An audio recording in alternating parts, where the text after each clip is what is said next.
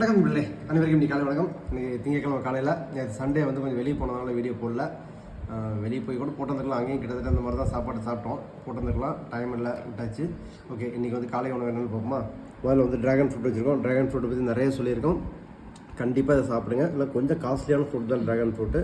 ஆனால் ரொம்ப ரொம்ப நல்ல ஃப்ரூட்டு. நிறையா சத்துக்கள் இருக்கக்கூடிய ஃப்ரூட் இது. நார்ச்சத்து நிறையா இருக்குது. உங்களுக்கு மலச்சிக்கல் பிரச்சனை தானே ட்ராகன் ஃப்ரூட் ரெகுலராக சாப்பிட்டிங்கன்னா சரியாகும். ஆனால் அதே டைம் நிறையா சாப்பிட்டிங்கன்னா லூஸ் மோஷன் ஆகிறதுக்கு வாய்ப்பு இருக்குது. நம்ம ஏற்கனவே சொல்லியிருக்கோம். அடுத்து ஸ்டார் ஃப்ரூட் வச்சுருக்கோம்.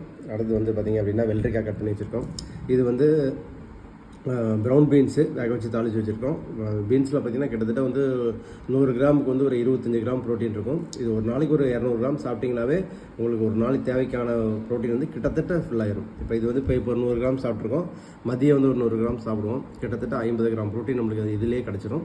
ப்ளஸ் அடிஷ்னலாக ஒரு முட்டை, அப்புறம் இந்த மாதிரி இதெல்லாம் இருக்க காய்கறியில் இருக்கிற ப்ரோட்டீன், சாப்பாட்டில் இருக்கிற ப்ரோட்டீன் இதெல்லாம் சேர்ந்தது அப்படின்னா உங்களுக்கு வந்து ஒரு தேவையை வந்து கண்டிப்பாக ஃபுல்ஃபில் பண்ணிட முடியும்.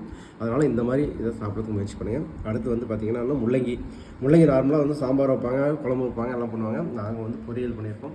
முள்ளங்கி பொரியல் நல்லாவே இருக்கும், நல்லா சாப்பிட முடியும். கண்டிப்பாக சாப்பிடுங்க. இதுவும் முள்ளங்கியும் ரொம்ப நல்லது, நான் நிறைய பேசியிருக்கோம். அடுத்தது பார்த்திங்கன்னா இது வந்து ராகி களி.